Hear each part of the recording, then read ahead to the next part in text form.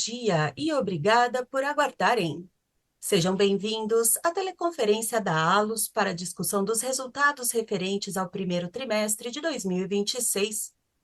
Estão presentes hoje conosco os senhores Rafael Sales, presidente, Vicente Avelar, diretor de operações, e a senhora Daniela Guanabara, diretora financeira e de relações com investidores. Informamos que esse evento está sendo gravado e todos os participantes estarão apenas ouvindo a teleconferência durante a apresentação da companhia. Em seguida, iniciaremos a sessão de perguntas e respostas apenas para analistas e investidores, quando instruções adicionais serão fornecidas. Este evento também está sendo transmitido simultaneamente via webcast, podendo ser acessado no endereço ri.allos.com.br, onde se encontra disponível a respectiva apresentação. O replay deste evento estará disponível logo após o seu encerramento por um período de 1 semana. Gostaríamos de informar que as perguntas só poderão ser feitas através do aplicativo Zoom. Caso você esteja conectado pelo webcast, sua pergunta deverá ser enviada diretamente para a equipe de RI pelo e-mail ri@allos.com.br. Antes de prosseguir, gostaríamos de esclarecer que eventuais declarações que possam ser feitas durante essa teleconferência, relativas às perspectivas de negócios da companhia, projeções e metas operacionais e financeiras, constituem-se em crenças e premissas da diretoria da companhia, bem como em informações atualmente disponíveis.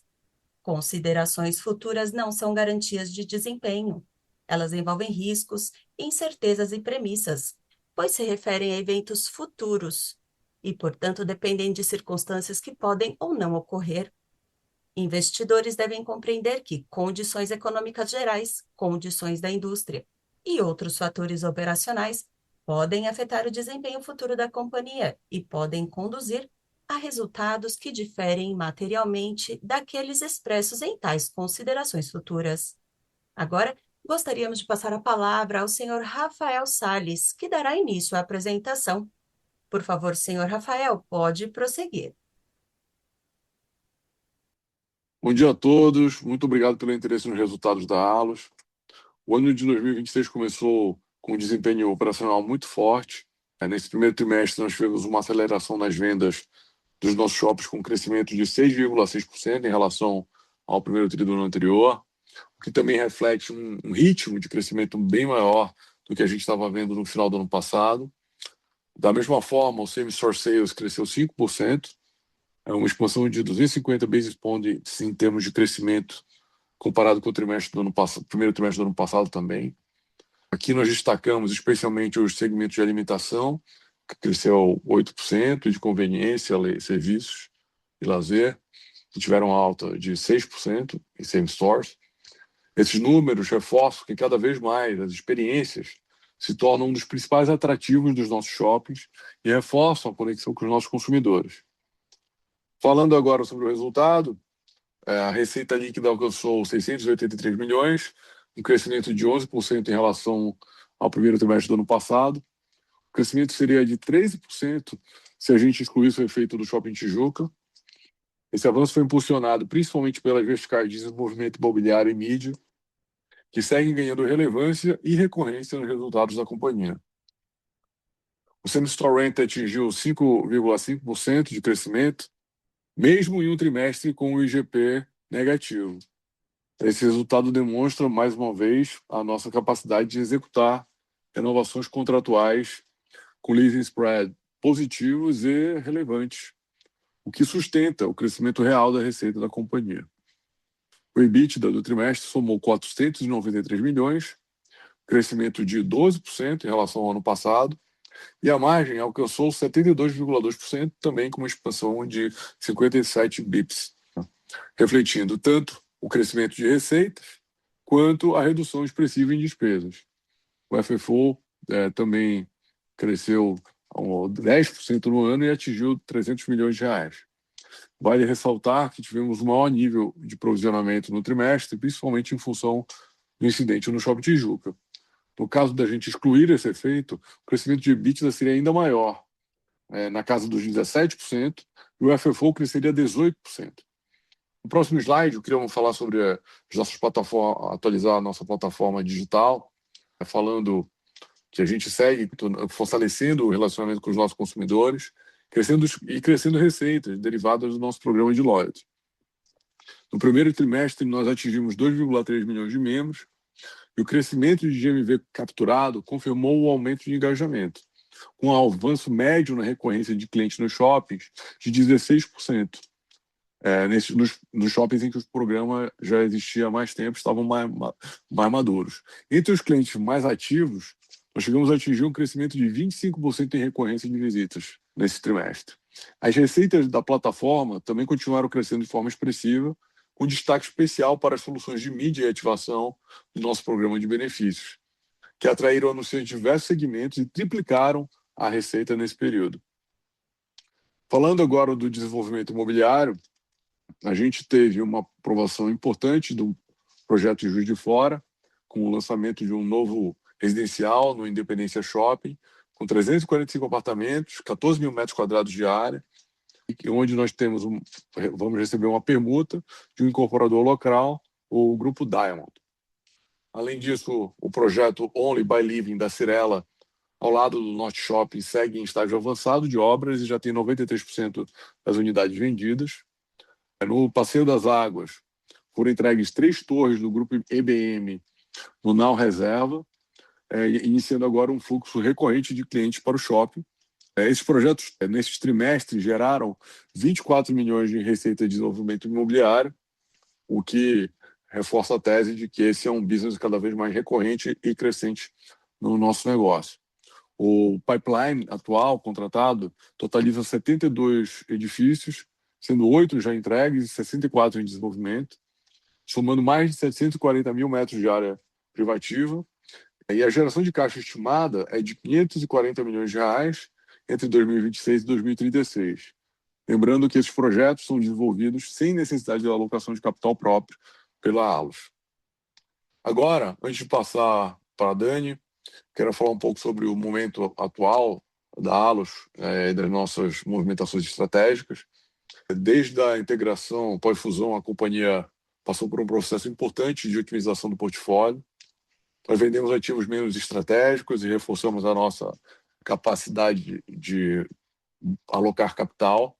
Focamos no fortalecimento do nosso balanço e no retorno para os nossos acionistas. Agora a gente entra em uma nova fase, com uma estrutura de capital confortável, receitas em crescimento, forte geração de caixa. A gente consegue manter esse mesmo nível de retorno ao acionista, ao mesmo tempo que a gente volta a olhar oportunidades de investimento ativamente. O que estamos fazendo nesse momento é uma evolução natural dessa estratégia, começando a realocar capital, inclusive proveniente de vendas de ativos agora recentes, anunciadas também essa semana, para reforçar a nossa posição em ativos de alta qualidade. Em especial, nós estamos aumentando participação em shoppings dominantes, muitos deles já assumem nossa gestão, ou onde já temos presença e potencial relevante de crescimento. Esses movimentos são totalmente alinhados com a nossa estratégia de longo prazo, que é concentrar o portfólio em ativos líderes em seus mercados, com maior geração de valor e onde conseguimos extrair mais sinergias operacionais. Nesse sentido, nesse início de ano, nós firmamos uma parceria com a Quiné para a criação do Quiné Allos Malls FII, que inaugura uma nova vertical de negócios, a gestão de fundos, que é geradora de receitas recorrentes também. A estrutura amplia a nossa flexibilidade para futuras aquisições, otimiza a gestão do nosso portfólio e reforça a nossa capacidade de manter o atual nível de remuneração aos acionistas. Adicionalmente, nós anunciamos transações estratégicas também essa semana de desinvestimento e aquisição de participações em ativos que já fazem parte do nosso portfólio e que reforçam nossas métricas operacionais. Agora eu passo a bola para a Dani e eu volto na sessão de perguntas e respostas. Obrigado. Obrigada, Rafael, e bom dia a todos. Passando para o próximo slide, vemos que a taxa de ocupação fechou o trimestre em 96,3%, com um impacto sazonal, porém em patamar saudável. A demanda por espaços segue elevada, com a assinatura de 140 novos contratos no período, com destaques para a Sephora e a Nike no Parque Dom Pedro, o Olive Garden no Tamboré e a Decathlon no Norte Shopping, fortalecendo ainda mais o mix dos nossos empreendimentos. Falando um pouco mais dos nossos indicadores operacionais, o custo de ocupação fechou o trimestre em 11,1% e a inadimplência líquida, por sua vez, foi impactada pelo Shopping Tijuca, ficando em 3,6%. Desconsiderando esse efeito, o indicador seria de 2,8%. No primeiro TRI de 26, a Hello consolidou um marco estratégico com a implementação do modelo de vendas 100% unificado, integrando toda a força comercial em uma oferta multiplataforma. A companhia passou a operar em um ecossistema de mídia de alta capilaridade, presente em 114 shoppings, cerca de 6.000 condomínios residenciais e mais de 14.000 telas digitais e painéis externos, reforçando a eficiência comercial e a escala de alcance ao anunciante. No trimestre, avançou de forma relevante na expansão de ativos estratégicos, com a integração dos primeiros aeroportos do contrato com a AENA, que totaliza 17 terminais, e a assunção da comercialização do programa de fidelidade de todos os shoppings da Allos, convertido em um novo e poderoso canal de mídia e conversão. Em linha com essa evolução, a Hello manteve crescimento na base de anunciantes, com média de 16% de novos clientes em shopping e 14% em telas residenciais, além de início consistente de cross-sell entre aeroportos e as demais verticais, com marcas relevantes do varejo. Os avanços operacionais e comerciais estão ancorados no posicionamento da marca sob o conceito Hello Conecta com o que importa, com um foco em impacto qualificado e experiências relevantes. A Hello reforça seu papel estratégico na geração de receitas não imobiliárias e na conexão efetiva entre marcas e consumidores. Assim, no primeiro trimestre, a receita de mídia cresceu 56,2% em relação ao primeiro TRI de 25, representando 7,6% da receita bruta da Allos, um avanço de 220 bips ano contra ano. Esse desempenho reflete maior volume de negócios, impulsionado pelo fortalecimento de todas as suas verticais de atuação. Passando agora para o próximo slide, seguimos avançando de forma consistente na nossa agenda de eficiência e simplificação operacional. Como havíamos indicado, os impactos mais relevantes estavam previstos para 2026 e já nesse primeiro trimestre os resultados começaram a aparecer. Alcançamos uma redução de 13,2% nas despesas, fruto de ações como ajustes organizacionais, revisão de mandatos e aprimoramento de processos. Esse é um trabalho contínuo, feito com disciplina, cuidado e total alinhamento à cultura da Allos, sempre preservando a excelência na execução. Na gestão financeira, seguimos com bastante eficiência. A taxa média dos financiamentos da companhia no trimestre foi de CDI mais 0,7%, resultado das diversas ações de gestão de passivos que realizamos nos trimestres passados, incluindo a recente emissão de um CRI de R$ 1 bilhão, que foi abaixo do CDI, com vencimentos distribuídos em 5, 7 e 10 anos, reforçando o perfil de longo prazo de nosso endividamento. O perfil atual de nossas dívidas é de 98,4% indexado ao CDI e 1,6% pré-fixado. Com a alavancagem de 1,7 vezes dívida líquida EBITDA, que nos dá flexibilidade para estudar diferentes abordagens de alocação de capital, inclusive a remuneração aos acionistas prevista para o ano de 2026. No próximo slide, trazemos um dado importante para termos em mente. Desde a fusão até maio de 2026, já foram quase 4 bilhões de reais retornados aos nossos acionistas entre recompra de ações, dividendos e JCP. Esse montante corresponde a 40% do valor de mercado da Allos, considerando o fechamento de seu primeiro dia de negociações na B3 em janeiro de 2023. Obrigada pelo interesse na Allos e agora abrimos para a sessão de perguntas e respostas. Iniciaremos agora a sessão de perguntas e respostas apenas para investidores e analistas. Caso haja alguma pergunta, por favor, cliquem no botão levantar a mão. Para retirar a pergunta da fila, por favor, cliquem no botão abaixar a mão. Por favor, aguardem enquanto coletamos as perguntas. E nossa primeira pergunta vem de Ana Júlia Zerkowski, UBS. Por favor, Ana Júlia, pode prosseguir.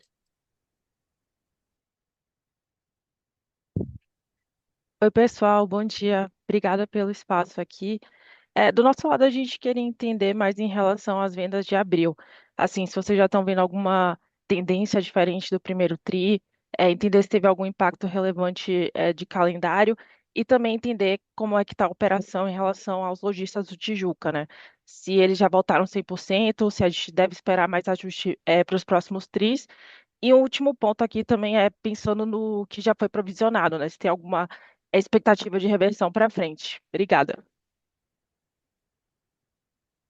Ana Júlia, eu vou pedir para o Vicente falar de vendas e a operação do Tijuca e a Dani falar sobre provisões. Oi, Ana, bom dia, tudo bem? Sobre as vendas de abril, a gente está vendo uma tendência muito parecida com o primeiro TRI, tá? Então, deve continuar na mesma linha que a gente apontou aqui no primeiro TRI. E com relação à operação do Tijuca, nesse mês ainda a gente começa a reabertura do L0, que foi o piso afetado pelo incidente, e ao longo dos próximos meses a gente tem a reabertura de diversas lojas naquele piso. A boa notícia é que muitos lojistas estão aproveitando esse momento também para reformar as lojas e fazer projetos novos, então a gente deve ter um impacto também positivo à medida que as lojas vão reabrindo. E a gente segue com a expansão do rooftop em linha com o prazo estimado, então a gente deve abrir a expansão do rooftop com o Taste Lab em junho, e conforme a nossa expectativa, isso também vai ajudar na consolidação aí do resultado do Tijuca, principalmente a partir do segundo semestre. Oi, Ana Júlia, Dani aqui. Eu vou falar um pouquinho aqui de seguros e da provisão. A gente está em tratativas com as nossas seguradoras, tá? Esses processos geralmente são longos e a companhia adianta o valor e depois recebe da seguradora, tá? Então, assim, a gente já teve um impacto grande aqui no primeiro TRI, que deve ser o maior impacto de todos, porque o shopping ficou 14 dias fechados. Então, como o Vicente falou, à medida em que as lojas vão reabrindo, a gente vai retomando a operação, o impacto tende a ser menor, e conforme a gente for recebendo a indenização da seguradora, a gente vai revertendo isso dentro do PNL, como já foi o caso aqui no primeiro TRI, que já teve uma pequena reversão aí. Perfeito, obrigado, pessoal. Bom dia.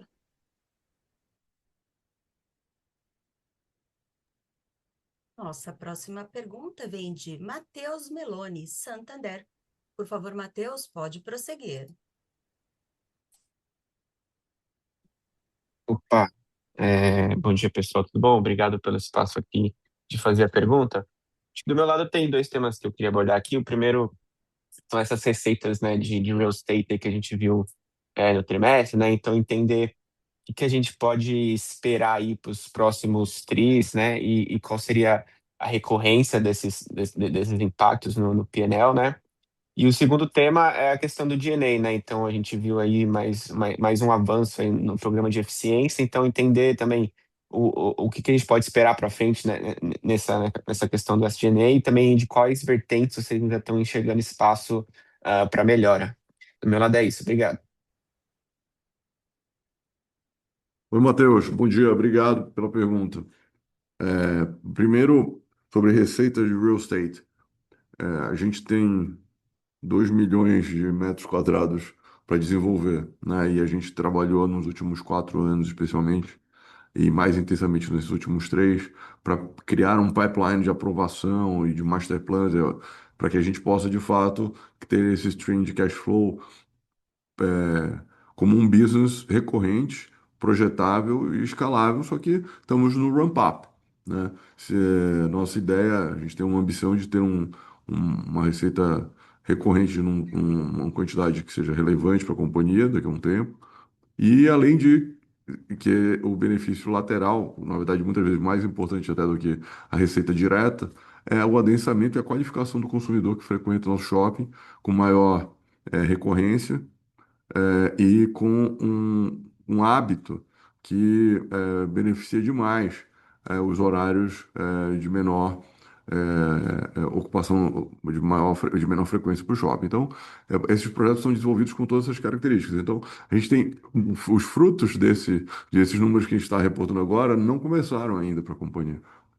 Os frutos de toda essa iniciativa de desenvolvimento imobiliário começam agora com esse pequeno nível de receita aí que a gente está vendo, vai começar a rampar, e que é muito legal, muito bom, mas principalmente quando você imagina quando tiver todas as unidades da Cirela abertas no Norte Shopping, imagina a qualificação, vai ser o melhor condomínio do bairro, de longe, diversas torres. Então, esse é um belo exemplo de que isso tende a ser uma dinâmica muito positiva para o futuro, ainda mais com essa aceleração que a gente está tendo nas contratações. Então, a gente espera sim que esse acumulado de quase 600 milhões vire um número bem maior ao longo dos próximos anos e que essa entrada de novos desses projetos qualifique ainda mais os nossos shoppings, como aconteceu quando a gente reportou no trimestre passado um projeto super legal com a Moura do Bem em Salvador. A gente demorou 7 anos para conseguir aprovar aquele master plan. E agora a gente vai desenvolver mais de quase 2 bilhões de reais de VGV ao redor do Shopping da Bahia, uma área que não tinha desenvolvimento imobiliário há mais de 20 anos. Então, de novo, é um milestone importante não só de receita imobiliária, mas também de qualificação e aumento de fluxo. Em termos de G&A, acho que a gente já falou bastante sobre isso. O Simplifica Allos é um projeto de fôlego longo, de construção, né, de um modelo de gestão e um modelo de estrutura organizacional a partir de uma nova dimensão de companhia, né, após a Allos ter se consolidado nesses últimos 3 anos. E a gente agora consegue extrair valor sem perder qualidade. Na verdade, a gente tem tido uma evolução de NPS muito positiva nos nossos shoppings, mesmo com todo o processo de simplificação. Então, porque no nosso negócio, obviamente, que o mais importante continua a ser atrair os consumidores, encantar o cliente, fazer o lojista desejar estar conosco nos shoppings. Então, essa é a prioridade. E agora com uma forma mais eficiente, mais rentável, né? Então, provavelmente a gente está falando, a gente não tem um guidance específico de SG&A para esse ano, mas é uma tendência é, que é, que é, que é para se consolidar, quedas nominais durante esse ano, ao longo de todo o ano, é o esperado, assim como também é esperado que o trabalho continue de uma forma gradativa e cuidadosa para que a gente extraia valor de fato de onde tem a gente faz sentido extrair valor em termos de ganho de eficiência. Obrigado. Perfeito, obrigado. Se eu puder só fazer um follow-up ali na primeira pergunta de real estate, é mais entender se daqui para frente essa linha deve ser uma coisa mais constante e a gente vai ver esses impactos assim crescentes mais constante ou é uma coisa mais pontual de alguns trimestres específicos que vai ter o reconhecimento de alguns projetos? Ela certamente é uma linha mais constante olhando o ano, porque as aprovações e as contratações e registros em cartório, eles acontecem muitas vezes concentrado em em algum mês. Então, é como se o business é como se ele fosse, entre aspas, sazonal, né? Em termos de receitamento. Por conta desse efeito. Então, para a projeção do ano, ele certamente é recorrente. No trimestre a trimestre varia muito por conta dessas aprovações, mas quando a gente já tem essa piscina de 600 milhões de receita, que é importante, e ela vai ser preenchida não só para o futuro, mas ainda nos próximos anos. Por exemplo, um dos contratos que a gente assinou agora, o lançamento deve acontecer ainda esse ano. E enquanto que tem contratos que a gente assinou no ano passado, que os lançamentos vão ser construídos ao longo dos próximos 5 anos. Vai ter um pouquinho esse ano e vai ter um monte daqui a 4, 5 anos. Então, por isso que é importante que a gente tenha essa piscina cheia e a gente use o potencial construtivo de qualificação do nosso entorno com essa visão de não só de receita, mas também de qualificação e adensamento. Obrigado. Super claro, muito obrigado.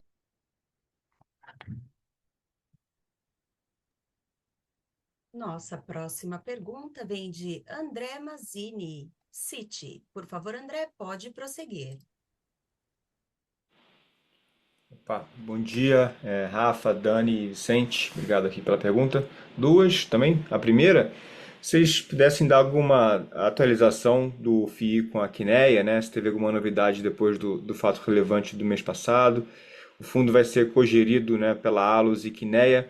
Se vocês puderem, talvez, relembrar como é que é o economics para a Alus, em termos de taxa de administração, gestão, eventualmente até performance, né, se tem alguma coisa desse tipo. Essa é a primeira. E a segunda é sobre inadimplência líquida, né, subiu para 3,6% no TRI, que é acima do que estava rodando nos TRIs anteriores, né. Entender os motivadores aqui da subida, se é alguma deterioração na base de inquilinos ou algo mais one-off. E deveria voltar para um pouco da média histórica que a gente estava vendo. Obrigado. Boa, obrigado, Mazinho. Infelizmente, primeira pergunta, a gente está em registro CVM, não podemos falar nada enquanto está em processo de registro, por isso que a gente soltou aquele fato relevante com as informações que podem ser divulgadas, tá? Então, sobre o nosso projeto com a Quinéia, a gente está agora nesse período de registro, então não podemos comentar. Sobre inadimplência, acho que tirando, obviamente que temos que tirar da base o efeito do Tijuca, por conta, não dá para considerar que é esse é o recorrente. Então, se a gente estiver pensando em 2,8, que seria o efeito sem o Tijuca, eu acho que para um cenário de Brasil com tantos anos já de juro real tão alto, acho que é natural que a gente veja uma volatilidadezinha, o que mostra, na verdade, que depois de tudo que aconteceu no Brasil nos últimos anos, quantidade de quebradeira, quantidade de dificuldade no varejo, a gente ter 2,8% de inadimplência no primeiro tri, que normalmente é o pior momento do ano, eu acho que a gente está conseguindo sair desse ciclo horroroso de juro alto e de desmando fiscal de um jeito um pouquinho bem melhor, talvez, do que nas últimas crises. Então, acho que a indústria passou muito bem. Aí não estou falando só de Allos, estou falando de todos os nossos peers que conseguiram realmente atravessar acho que um dos piores cenários de investimento e de macroeconomia, base de fazer negócio no Brasil. Se você parar para pensar, quando a gente teve juros de 15, 16% na última vez, na época da Dilma, em 2014, 15, a inflação era 10%, 9,5%. Então a gente tinha uma base de receita crescente e o próprio lojista conseguia também, botava mais preço e não perdia tanta margem. Então acho que a gente está na inversão agora aqui com a queda dos juros, com uma perspectiva melhor aí de estabilidade, e agora o problema de risco de inflação realmente é um fator externo, mas acho que do ponto de vista de perspectiva de condições econômicas, a gente está entrando num cenário melhor. Por isso que a gente não vê com grande preocupação a inadimplência dentro desse trimestre natural, um aumento aí no primeiro trimestre. Show, Rafa, obrigado. Se eu puder mais uma, então, dado que vocês não puderam comentar do FII, eu entendo 100%. Sobre mídia, né? A receita veio em 56 milhões, aumentou bem, 60% ano contra ano, pela entrada dos aeroportos, né? Então, de fato, já entraram os 17 aeroportos lá da ENA que a Hello ganhou. Tá tudo já no steady state, ou tem mais aeroporto por entrar? O que a gente pode imaginar para frente aqui da Hello, tanto em aeroporto quanto enfim, outros tipos de real estate, vou dizer assim.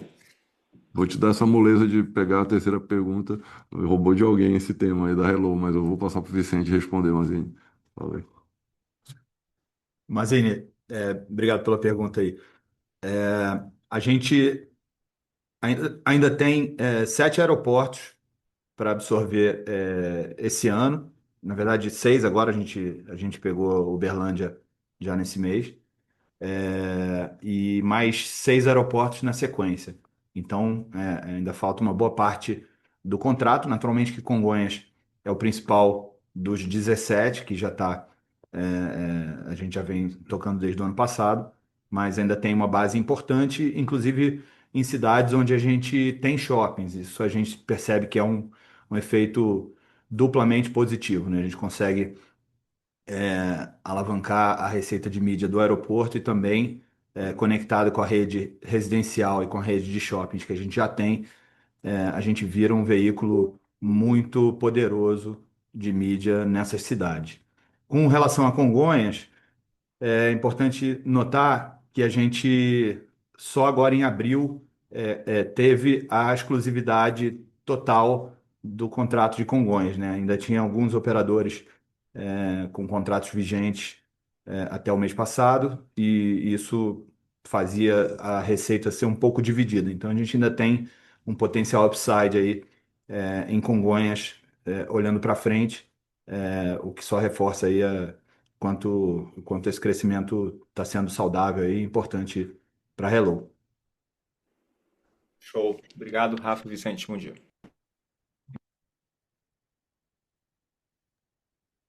Nossa próxima pergunta vem de Herman Lee, Bradesco BBI. Por favor, Herman, pode prosseguir. Bom dia.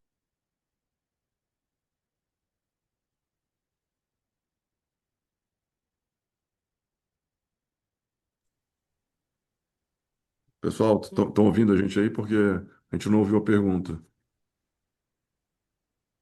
Nossa próxima pergunta vem de Jorel Guilloch, com Goldman Sachs. Por favor, Jorel, pode prosseguir. Bom dia a todos. Tenho.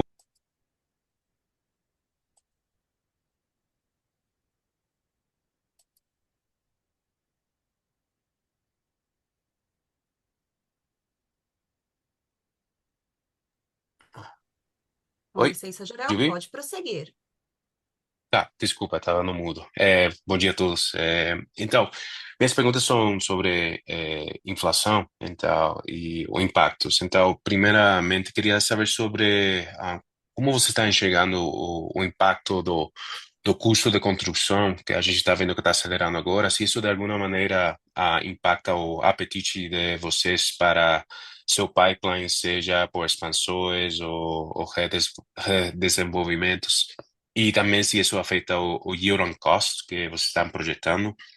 E a segunda pergunta é sobre o impacto da inflação no consumo. Então, eu queria saber, vocês estão começando a ver alguma preocupação dos lojistas, como a inflação pode impactar vendas futuras? E se vocês veem eles mais dispostos a dar descontos se isso acontecer, ou se vocês acham que eles ficam mais limitados, já que a inflação impacta eles também? Seria isso. Obrigado. Obrigado, Jorel. Ótimos pontos. São bem. Alguns deles são quase conceituais econômicos, né? Principalmente no segundo ponto. Eu acho que a gente passou pela pior fase quando se para pensar em termos de compressão de disposição de capital. Então, a gente, com a queda de juros, eu acho que tende. A pressão de inflação não foi tão grande assim nos últimos tempos. A pressão foi muito mais por conta do fiscal, né? E eu acho que a gente, com juro menor, a gente vai ter um ambiente mais fácil, inclusive, principalmente para os lojistas, né? Que não têm acesso a capital no nível de custo que a gente tem. A gente não tem visto hoje um nível preocupante na verdade, a inflação dos nossos contratos está vindo até mais baixa, né, por conta do IGP, que agora, daqui a alguns meses, vai começar a refletir essa alta do petróleo, e vai entrar nos contratos de aluguel, e esse é um fator pelo qual a gente realmente não tem nenhum tipo de controle, e a gente só tem que estar bem preparado com contratos bons e com lojistas bons e continuar atraindo o consumidor para o nosso shopping. Então, eu acho que é difícil para a gente prever qualquer vo- novo cenário macroeconômico como administrador aqui da empresa, mas a gente entende que está bem preparado. Sobre o primeiro ponto, eu acho excelente porque a razão da gente, uma das razões da gente estar fazendo projetos que sejam mais curtos e mais rápidos de implantação no desenvolvimento, nas expansões, é exatamente pela incerteza. E uma das dos itens de incerteza é o custo da construção no Brasil. Então, de fato, a gente está fazendo projetos que são de implantação mais rápida, que os orçamentos são mais simples, e a gente está mirando, obviamente, fazer algum, algo mais, digamos, transformacional ou algo mais importante, quando a gente tiver um cenário de juros mais acomodado, e, consequentemente, quando a perspectiva de inflação estiver mais bem ancorada. Então, são dois fatores importantes para reduzir essa incerteza. Por isso que o CAPEX desse ano é bem menor do que foi do ano passado, e a gente está monitorando e continua atualizando os projetos. Até agora, todas as obras e expansões foram entregues on time, on budget, tanto diretamente por nós quanto pelo outro projeto que a gente fez com o nosso parceiro, nosso sócio em Maceió, todos entregues on time. Esse que o Vicente comentou agora, da Tijuca, a expansão, rooftop, também está entrando on time, on budget, e provavelmente até com uma tira um pouco melhor por conta da demanda comercial que a gente vai encher mais rápido do que a gente imaginava. Então, acho que o que está driving o resultado está sendo mais essa demanda comercial mais forte do que era o projetado no início dos projetos, e não tanto o INCC, por conta da qualidade dos projetos e também por serem projetos menores, fica mais fácil de comercializar. Tá bom? Obrigado, Jorel. Obrigado.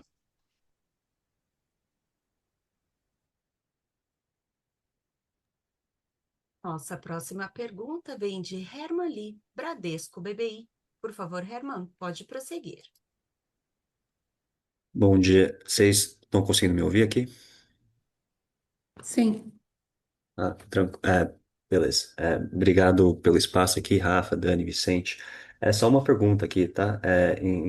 Referente aos MOUs recentes que vocês anunciaram. Então, teve algo que chamou a atenção, que é um movimento em um formato não muito usual, que é a troca de ativos, né? Então, se vocês puderem dar um pouco mais de contexto e cor do racional desse movimento, seria interessante e entender se esse tipo de movimento pode ser algo mais recorrente, olhando para frente. Obrigado.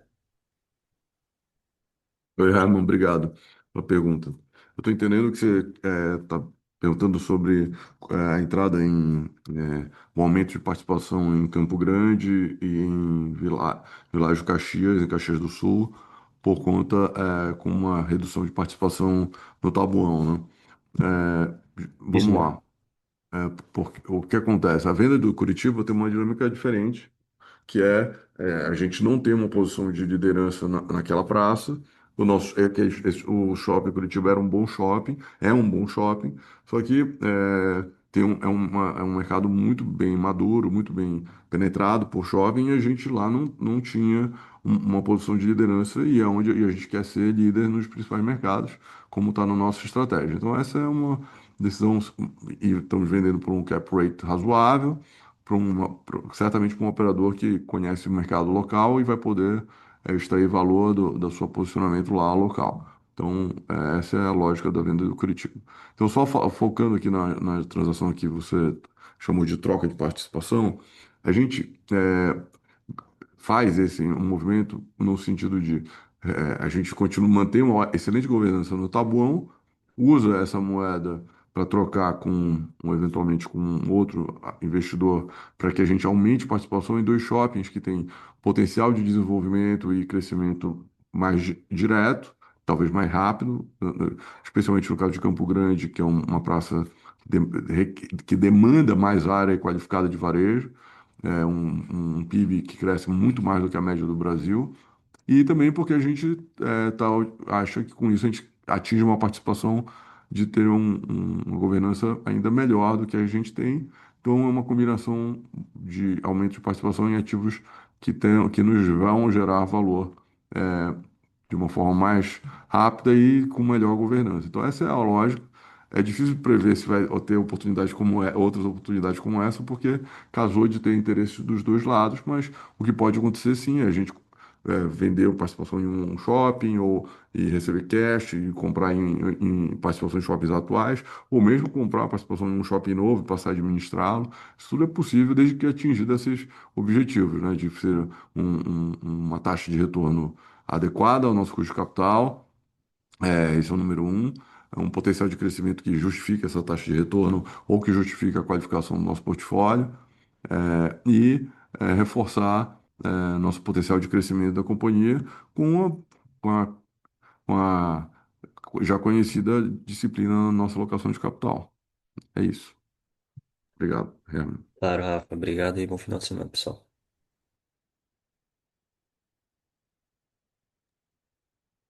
Nossa próxima pergunta vem de João Pedro Rodrigues, XP Investimentos. Por favor, João, pode prosseguir. Bom dia, pessoal. Obrigado pela oportunidade. Parabéns pelo resultado, a despeito do incidente lá no Tijuca, muito forte. Eu queria fazer uma pergunta aqui. Eu acho que talvez esse ponto vocês consigam comentar sobre, mais estrategicamente, sobre o deal com a Quineia, sem entrar em números. Quando a gente vai lá para o final do ano passado, vocês mencionavam no release do terceiro tri que estavam, não sei se foram exatamente essas as palavras, mas estavam satisfeitos com a estrutura de capital, que não estava ótima, e que precisavam realavancar um pouco a companhia para chegarem na estrutura que vocês julgavam ótimas. E veio junto com o anúncio do dividendo, do range de 0,28 a 0,30 por mês por ação para esse ano e para o mês de dezembro do ano passado. E esse ano, em contrapartida, vocês vieram anunciar esse deal com a Quineia, que potencialmente pode levantar um valor mais significativo para vocês, que imagino eu, vai manter a companhia desalavancada e ainda com uma estrutura de capital, segundo vocês mesmos disseram, se não estou enganado, subótima. Eu queria entender, assim, eu acho que uma coisa não anula a outra, né? Não é porque vocês falaram que precisava realavancar que não pode fazer uma coisa, mas eu queria entender só o que poderia ser eventual uso do dinheiro daqui para frente. Assim, imagino que vocês devam ter mapeado uma série de novos investimentos, dado a mensagem que vocês tinham passado de querer alavancar um pouco mais a companhia. Obrigado. Bom, primeiro, João Pedro, parabéns pela análise, achei muito boa a introdução da tua pergunta. É, Cara, muito difícil dizer, né? A gente está num. Quem poderia imaginar que a gente ia ter petróleo a 120 no início do ano, medo de inflação, medo do juro não cair mais como a gente esperava que ia cair.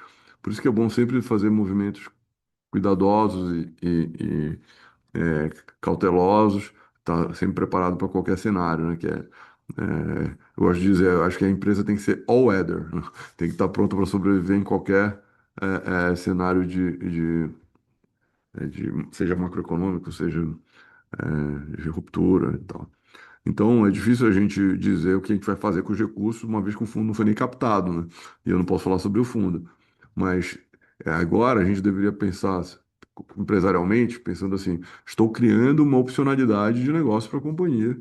Se esse negócio der certo, a gente pode vir a ter um bom problema de decidir como alocar capital, né? E aí, dependendo do cenário, a gente pode discutir, como você falou, projetos de crescimento, projetos de aquisições ou retorno para o acionista. Só que uma das coisas que a gente percebe é que o mais importante em termos de retorno para o acionista agora, depois que a gente devolveu 4 bilhões de reais nos últimos 3 anos para os acionistas. Se você olhar o market cap da companhia em janeiro de 23, quando a gente concluiu a incorporação, a fusão, a gente retornou o equivalente a 40% do que era o market cap naquele momento. E agora a empresa já vale 16 bi, 15 bi. Então, é, é, eu acho que a previsibilidade do dividendo talvez seja a nossa, o que faça o nosso diferencial em termos de percepção para o investidor. Então, a nossa capacidade de dar convicção e conforto de que esse dividendo ele é baseado em fluxo de caixa, em capacidade de realavancagem saudável e com previsibilidade pelos próximos anos, eu acho que esse talvez seja o mais importante nesse aspecto, depois que a gente já fez essa redução importante de capital empregado, tanto com as recompras, quanto com os cancelamentos e com os dividendos pagos anteriormente. Então, agora, eu acho que dar essa previsibilidade e ter um stream de dividendos de longo prazo, acho que é o mais importante para a gente. E, consequentemente, também criando oportunidades de crescimento com projetos que façam sentido, não projetos simplesmente pelo crescer a qualquer custo, que não é a característica da companhia. Como vocês sabem, o nosso objetivo é crescer com retorno, com bons resultados para o acionista, porque quem não gera resultado para o acionista não se perpetua como empresa. Então, esse é o nosso objetivo aqui. Então, chegando lá, se a gente tiver esse problema de ter que realavancar a companhia, vai ser uma boa notícia, porque a gente ainda estava criando um negócio novo. Obrigado, João Pedro. Tá ótimo, pessoal. Muito obrigado.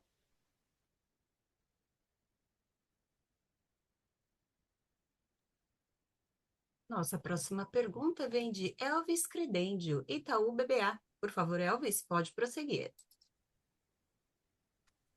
Bom dia, Rafa, Dani. Dois tópicos aqui. Primeiro, se vocês pudessem abordar um pouquinho mais sobre vendas, né, no trimestre, no segundo trimestre especificamente, como que vocês estão vendo aí o ritmo agora no começo do segundo tri.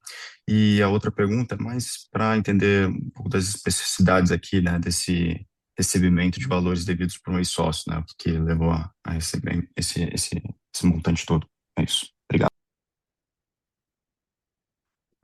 Elvis, né, esse recebimento aqui é uma ação que a gente recebeu de um processo, uma arbitragem que tem que ter surpresa boa também, né?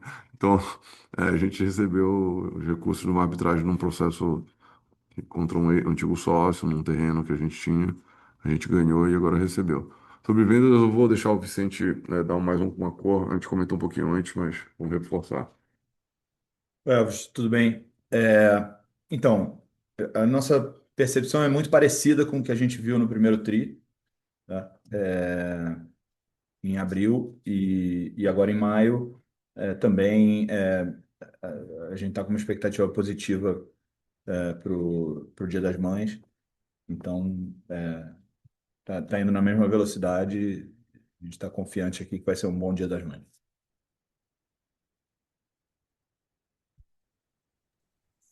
Tá ótimo, Rafa e Vicente.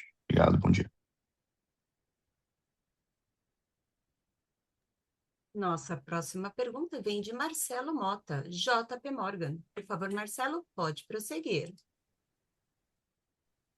Opa, bom dia, gente. Obrigado. Dois tópicos rápidos.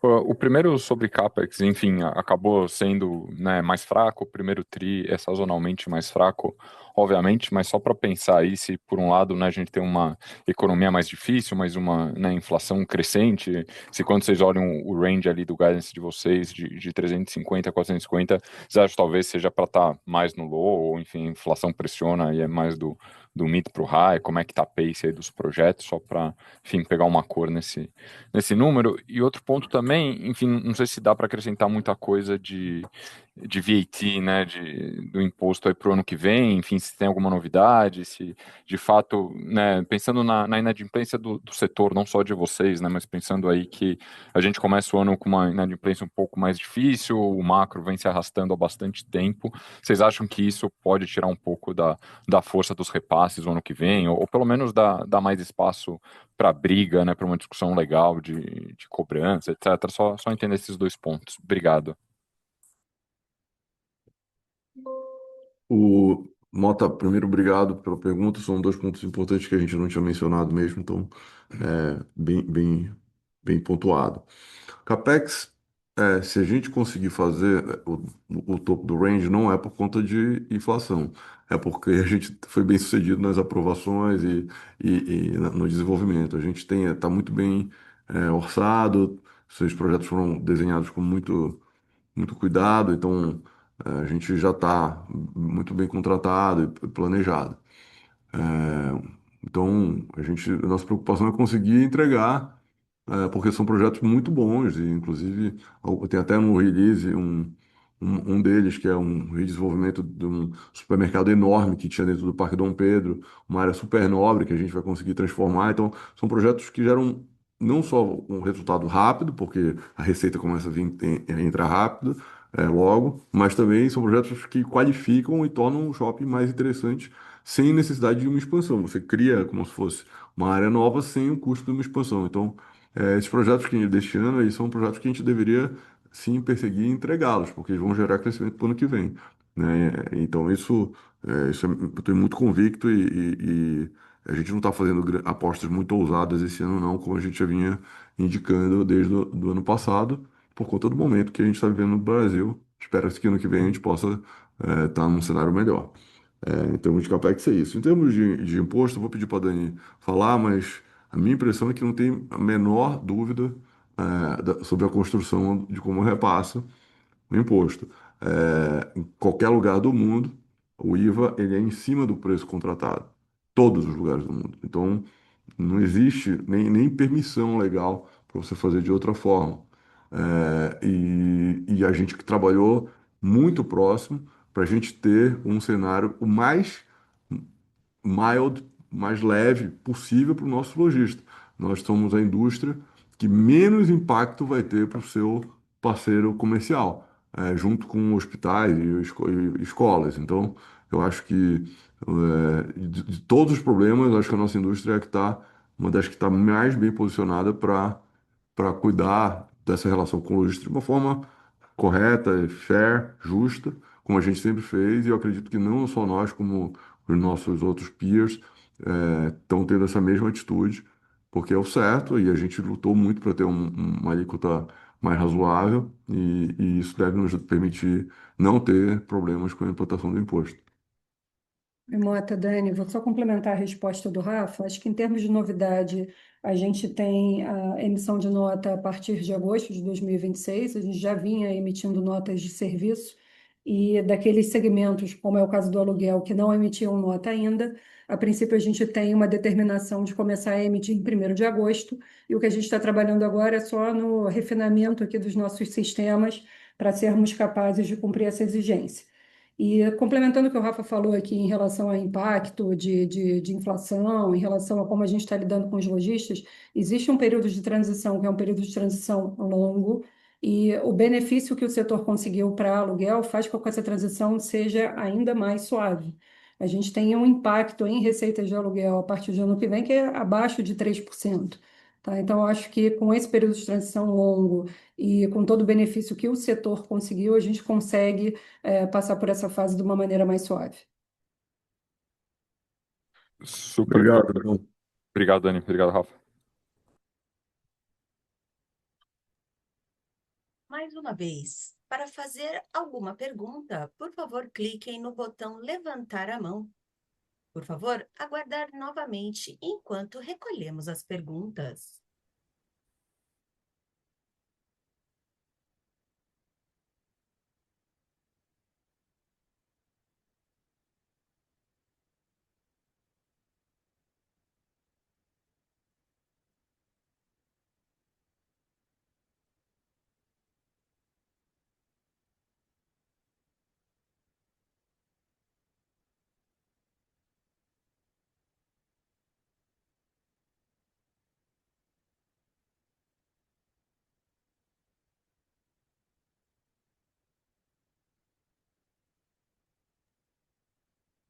Não havendo mais perguntas, gostaria de passar a palavra ao senhor Rafael Salles para as considerações finais.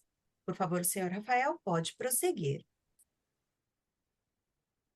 Pessoal, obrigado novamente pela atenção e interesse nos nossos resultados. Nosso time de RI fica à disposição. A gente vai fazer algumas reuniões com investidores e vamos esclarecer os resultados em qualquer ponto que vocês tenham. Novamente, obrigado. Até o próximo trimestre.